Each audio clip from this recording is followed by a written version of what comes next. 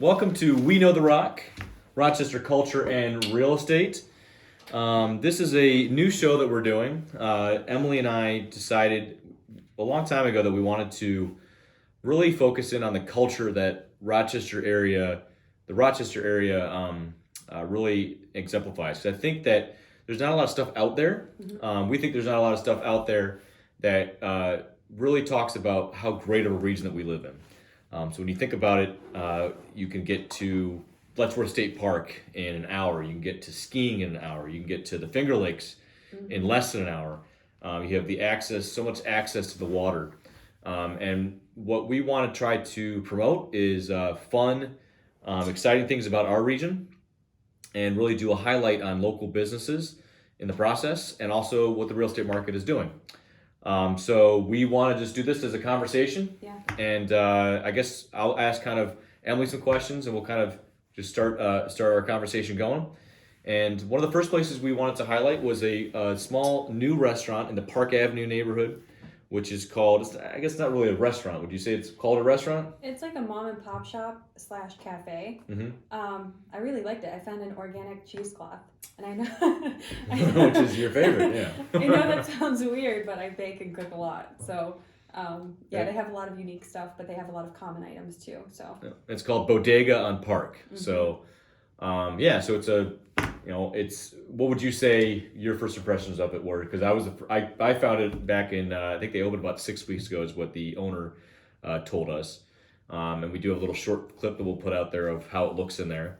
But she told us that she opened up about 6 weeks ago. People are still trying to find out about. Yep. Nice. And what were your first impressions about it? So when I first walked in, it felt like I was visiting, and this sounds so cheesy. It felt like I was visiting Cheesy like like the cheesecloth? It felt like I was visiting a friend. So it was very quaint. It was very clean and cozy. All the staff were really nice. We spoke with Valerie for a while, and it was just nice. I mean, they had the salad I got was amazing too. Soup. I had soup. They were both awesome. It was really good.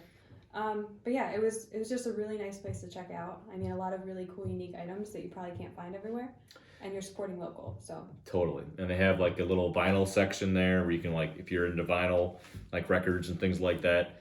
I can't remember who they told me the partner was, but if anybody wants to respond to this, I can find out who that person is. But they bring in like this new section of vinyl records every day, every couple weeks, and it's you sit there, you got some Beatles in there, you got Rolling Stones. So oh yeah, that was pretty cool. All the vinyl fans, yep. Yeah. They got a craft beer section there. They have, one day we actually for Christmas, we had this little game that we played at Justine's family, my wife's family, and we basically wrapped up this gift, and you kind of got to open it up and pass it to the next person, and open it up, pass it. So it's like this little gift in the middle, and we got gift cards for Bodega. But while I was in there, I just basically popped in and grabbed a couple items that I needed. So they got eggs, they got all kinds of stuff that you can eggs and beer.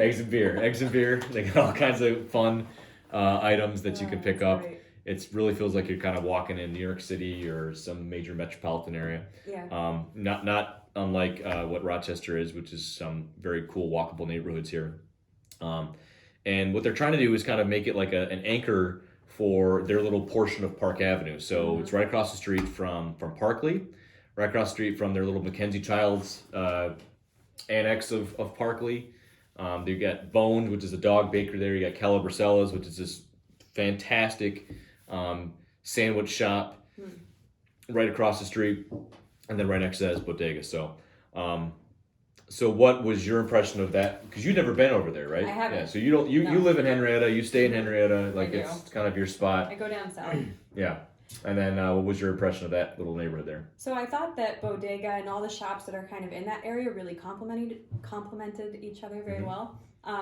It wasn't like seeing the same business over and over again. So you could literally go shopping, pick up dog treats, and then go and grab something from the cafe at Bodega. And I was looking at them online, and I actually really like that they do a small menu, a different menu every day or every week or something. Yep. So they utilize a lot of fresh ingredients, which I thought was really cool. Nothing sits and is stagnant and gross. Farm to table type feel. I know one of the partners is was at Rocco, or is a partner or owner of Rocco, which is on Monroe Avenue, which is anybody who has not been there has some of the best Italian food in the city. So so they definitely got the pedigree to be able to operate something like that. So now, as far as Park Avenue is concerned, a lot of people that are watching this probably know the area. Some people that we're trying to attract don't know the area. So we're trying to make this a consistent weekly or bi-weekly program. Hold us accountable for that. Make sure you comment. Make sure you comment that you want more. Yeah. We're trying to really highlight a lot of neighborhoods. So, most people when they come to Rochester for the very first time, they get a tour of the Park Avenue neighborhood. It's kind of got a lot of funky, fancy shops. What would you say the real estate going into this? Because we are both realtors. I'm Nate Wenzel with Howard Hanna. I guess we probably should have, introduce ourselves first. With Howard Hanna. And we're part of the Nathan Wenzel Dream Home Specialist team. And I would say, what would your description of Park Avenue be for somebody who's never really been there before? It's like a cleaner, cozier, more of a neighborhood New York City feel. So, I don't know. It's like, I'm really bad with this because I'm from the country. I'm from the middle of nowhere. So but you've lived in areas like San Diego before. I have, yes, I have. So I really liked the indie vibe that downtown Rochester feels like, where it's just its own type of culture. It's not really trying to emulate anything else. It's just itself. It was kind of born and bred here, and the vinyl records, the music, I feel like is really strong in that area. And you don't get a whole lot of that in other places. That's a fascinating. So I agree with that, because you can go to other places in the country, even we mentioned San Diego. So even like San Diego, you drive down into some of those districts, like the gas lamp district, and there are some unique restaurants when everything opens back up. Obviously, hopefully those are still around, but there are some unique aspects to it. But there's also a lot of I don't know. There's a lot of big boxy type stuff there too. Yeah. So Rochester doesn't really have the big box stuff, which is something that I've always noticed about this region.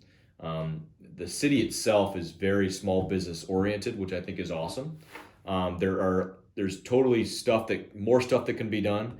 And I think that hopefully our mission with this whole conversation thing that we're doing is that we highlight more things that can be done, and more resources people can get to see these places. So places like Bodega that just opened up and not a ton of people really know about it yet. We're trying to get exposure for places like that. We've mentioned vinyl a couple times here. Those people have never been to Record Archive before. Yeah. I mean, that place is like freaking music heaven, right? You go in there and you can just kind of just spend hours. So so Park Avenue, from a real estate sense, is there's kind of a couple different areas of Park Avenue. So there's areas where there's lots of rental units, big houses that were part of the original buildup of that area, but also a lot of single family houses when you get into the ABC neighborhoods, which is still considered Park Avenue, as you're heading east towards the east side. So Pittsford, Brighton, those type of areas. That kind of backs up to the Park Avenue area, which has a lot of single family houses. The ABC neighborhoods are aptly named ABC neighborhoods because each street starts with an A, B, C, D letter. And that's probably the quieter end of Park Avenue. And then as you drive into the city closer to downtown, you get to places like where Parkley is, where Bodega is. There's Giants Restaurant, there's Stever's Candies, there's all kinds of really fun. It's a great place to kind of walk down. The Park Ave Fest is held there as well. That happens every August. I think it's the first weekend of August. When things open back up, there will be all kinds of awesome vendors there. It's kind of known for its house parties in the neighborhood. Everybody has a little front yard party and stuff like that. It's not really crazy, but it's fun to kind of be able to walk to different places and see everybody. and then obviously the art festival. That's a 2 day, I think 2.5 day or 2 day art festival. So yeah, anybody that's from out of the area, Park Avenue has so many cool things. How much more time have you experienced? What type of things have you experienced when you've gone down there? Well, the music stores, and I like going to like the different restaurants. Mm-hmm. So, What are some of your favorites? I like Giants. Yep. I like, is it Schmegs? Schmegs. Schmegs. I don't know what Schmegs. I think I have the name correct. I'm so sorry if I get I don't it know wrong. about it, so it's probably awesome. Yeah. But it's really good. I had like the best breakfast item there. So Schmegs. yeah. Okay. Yeah, they have really good breakfast food. Check it out. I love I'm breakfast sorry, food. because it's a very unique name. Let's see what else. Man, I know there were a lot. Okay, so this is not some of my favorite. Well, do you only want to talk about this area? Yeah, I think Or, for like- right now we'll try to okay. keep it kind of focused in this area. Yep. Magnolias. And we have Magnolias is is really awesome. good. Yep. You guys have a lot of really good family-owned cafes. Like we didn't get that in San Diego. They were. Mhm. I mean, they were. You had them, but it wasn't like this where everybody knows you. It's like Cheers. Everybody knows your names. Yeah. Yeah. So you're right. It maybe not so much the retail. There are some great retail places there. So if you get into there used to be a record store on the corner of right across the street from the littlest bar. Anyway, don't quote me on that. But there's starting to pop up some really cool little retail spots, and I think it's important that we need to really support them as we're moving into this new year because of all the stuff that's been going on. So obviously it's not as easy. People that if you are concerned about walking around and stuff like that, nothing wrong with that, obviously. And I know that a lot of the business owners have been very careful with how they have people come in and whatnot. So, and they all have online set up as well. So definitely support them when you get a chance. I wanted to kind of turn. There was an article in the Democrat Chronicle on the 27th of December. So these are things that housing trends that are going to be that we're expecting for 2021. And we're going to kind of hit on these over the next 5 videos that we do, and kind of try to relate them to areas. I guess the whole way we're trying to make this video thing go is kind of have a local business that we want to feature, kind of look at the broader neighborhood as well and the culture around that and what things you can expect in those neighborhoods, and then kind of tie in some real estate information to the overall conversation that Emily and I are having here.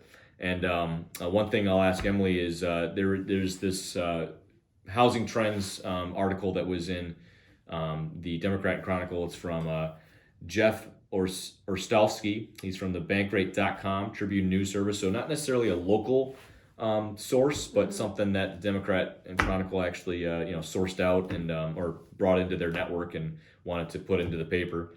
And they have all, like I said, 5 different things that that housing trend experts are looking for in 2021. So the one we wanted to focus on today is the home prices will keep rising, but not as quickly. So I think that's an interesting thing to talk about. So what do you think about that just headline right there? And we'll get into the actual meat of the article in a second.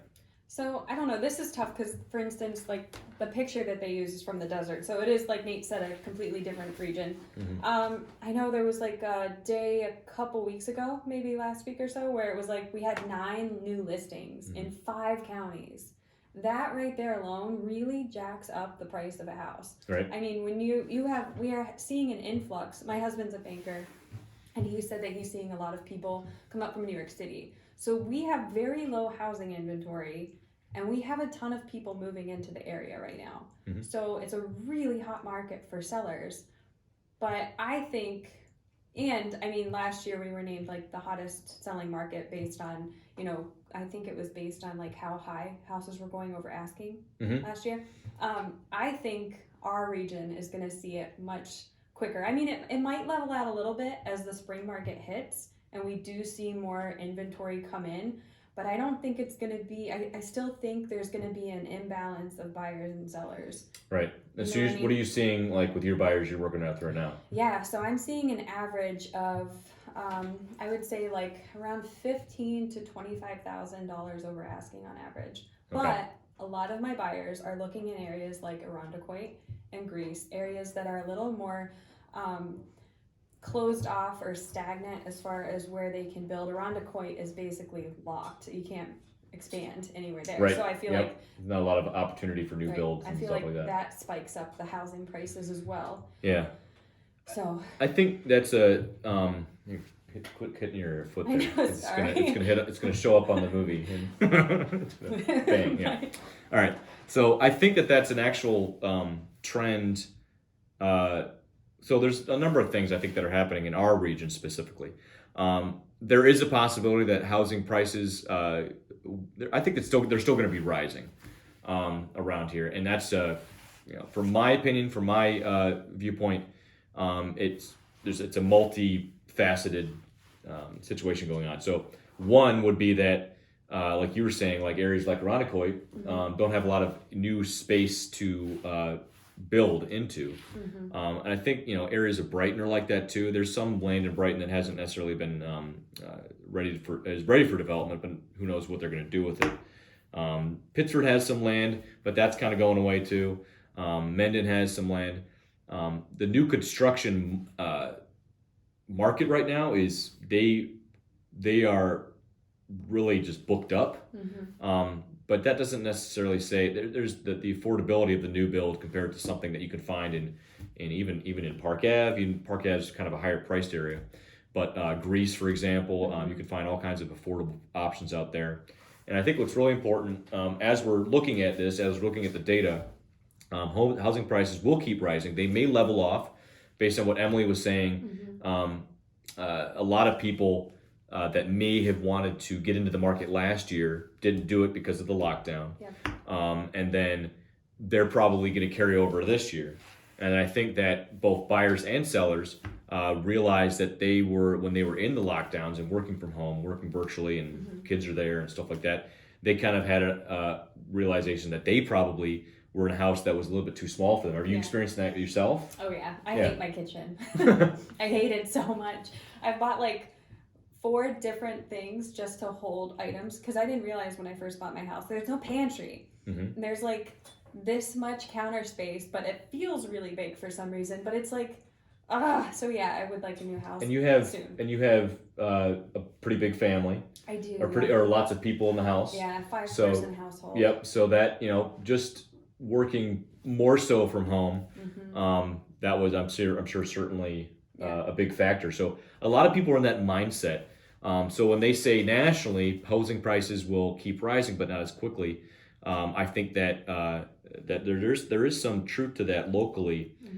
We don't have the crazy boom in construction, but we do have a lot of people trying to get into more of a house where you can adapt a little bit easier to the current situation.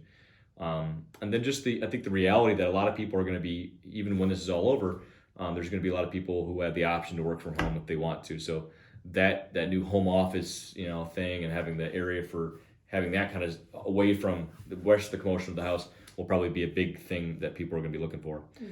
So just to read this article real quick, home values have soared this year, which is again result of the rock bottom mortgage rates. That's another piece of it. Rock bottom mortgage rates 2%, 2.5%, which is just unheard of. So inflation's happening. It's happening right now. Might as well purchase a house while the rates are super low, so that you can at least lock in that rate. So when the other prices of other things start to tick up, you at least have your housing expenses locked in. So limited supply of homes for sale and strong demand. So that's a result of this year. Housing economists expect price gains to slow in 2021. CoreLogic reports 7.3% gain in prices nationally in the next 12 months, ending in October. That pace should cool to a 4.1% in 2021. NAFACT says, which is the representative over at CoreLogic. NAR, which is National Association of Realtors, expects home prices gains of 3% in 2021. The sharp rise in home prices this year has created renewed fears of tightening squeeze and affordability, which we again talked about the inflation situation happening, which will probably start to happen now and then into the next couple years. I just hope that home prices increase moderate so that affordability conditions don't get out of hand, said Lawrence Yun, who's the chief economist at the National Association of Realtors. So, again, I've been telling people, this is kind of the year. This last year, if you were able to sell your house, it was, you were seeing all kinds of crazy stuff. From one of our clients ended up selling their house for an additional $40,000 to $50,000 over what they actually had it listed for. Yeah. It was a very unique, awesome property. But even from the buyer's standpoint, if you're planning, this is a good conversation to have with Emily or myself. When you're planning on purchasing a house, what's your game plan? Is it 2 years out, 5 years out, 10 years out? How long do you plan on being there? That's a huge factor in where you kind of have your plan ready to go. Because if you never know what 2 years down the road is going to be like, so you have to be prepared for the market, like they're saying here, cooling off a little bit. Yeah. Now, from an affordability standpoint, if you're locking in at those low rates and fixed mortgages, you shouldn't have an issue because it's still going to be affordable 2 years from now too. So if there is a cooling off the market, you'll be able to ride it in the next 5-10 years after that. But yeah, it's definitely something to keep in mind. People that listed this year definitely saw a great return. The buyers that bought them, as long as you're within that range, that those comps, make sure we're going to pull all those comps for you. We're going to make sure that you're within that range of what the market's doing, and as long as you're within that range, then you're going to be in good shape. And I've seen some appraisals like where it's 40,000 over. I mean, like I pulled comps for one property recently, and I was like, what we're asking is probably going to be like 20 grand over the highest comp. Appraisal met. Appraisers right now are like, what are the offers? What are you asking for? And then because the market keeps going up, they're kind of assuming that it will meet. It's tough. Right. It's really tough. But what Nate said is pretty much what we try to do. But, right. Yeah. So you don't want to. We'll have those conversations with you up front. Yeah. Again, it's all about the necessity of having a game plan before you start getting out there, because the last thing you want to do is kind of be, kicked back or off balance when you're actually writing offers in this crazy market. So, you people that want to have more in-depth conversations about where you think this is going, certainly give Emily a call or myself a call, because this year I think it's going to be rising. It's probably going to be closer to what it was. Again, if everything opens up like it hopefully should as we get towards the middle of the year, we hope that it'll be more like the year before last, the year like 2019, which is still low inventory, which again I think is a problem locally that I think everybody's trying to figure out. And then when we're looking at where the price ranges will go, it'll probably cool off a little bit this year. Still be pretty good, but not. I don't think it's going to be like it was this year, because there's literally no inventory that came on the market, from April to May. Once everything started opening up, it started to creep back up, but you're still having 10, 15 offers at a time. Yeah. So we'll talk to us about strategy and all that good stuff. And this is kind of what we're here for. We're here to talk about culture, neighborhoods, desirability of neighborhoods. In a few weeks, we'll talk about where we think neighborhood desirability is going. I think that there's a lot of good neighborhoods in the Rochester area that are very solid. But then I also think that there's been some trends that have been accelerating, which is suburban houses going up. So it's really important to kind of see where everything kind of trends out, and again, have that game plan ready to go. Yeah. So. Do you want me to introduce the restaurant for next week? Sure. All right. Next week we will be going to my favorite Rochester restaurant. Cedar Restaurant off of Monroe Ave. Ah. That's my favorite. It's Okay. amazing. Right next to Hollywood Liquor, right? Yes. There's also a fitness in that. And the fitness place. It's really And a good. gas station across the street. They have the best baklava I've ever had. Okay. In this area. Okay. In this Alright. area. Sweet. So we will be there next week, and I guess we'll talk a little bit about maybe we'll just do the Upper Monroe neighborhood. yeah. Since I just threw it out there and forced it. Let's do it. Upper Monroe, Cool. maybe 14620 area, which kind of goes into, we have some clients that have bought houses over there over the last year. I have a rental property there over the last year, or Nice. from a while ago, and then that kind of moves into the Highland neighborhood and Strong area and stuff like that. All those people, we do work with a lot of people that are incoming to Strong every year. And so this would be a good episode for people to take a listen to, so we can talk about all the different areas around that. So Should we ask people to comment with their favorite location in Yeah. the comments below? do it. Comments below. Boom. Let us know what your favorite Upper Monroe place, restaurant, whatever. Yep. Maybe we can swing by and check it out, or I can. Jeremiah's, obviously. Oh yeah. Yeah. Best wings Wait. in town. Tavern? Jeremiah's That's a best. chain though, isn't it? No, it's It's not. it's franchise. Yeah, no, it's owned. I think If it's owned. locally owned, then it's locally owned. Just let us know in the That's all that comments. matters. Yeah, but yeah, they're the best. So, all right. Well, everybody have a great week coming up, and we look forward to seeing everybody again very soon. So this is Emily and Nate, Dream Home Specialists, and this is the which podcast is this again? Okay, so we might need a vote. We might need a We're vote. in between two names right now. We know the Rock. We know the Rock. Real estate. We know the ROC IRL. IRL in real life. Rochester Real Estate and Culture. That's one name. Yep. The other one would be Culture and Real Estate in the ROC. Ooh. See, now I like that one a little bit better too. So Smooth, right? we're getting out there. We're talking, and everybody have a great week, and we thank you for the opportunity. I'm gonna point at the camera a couple more times.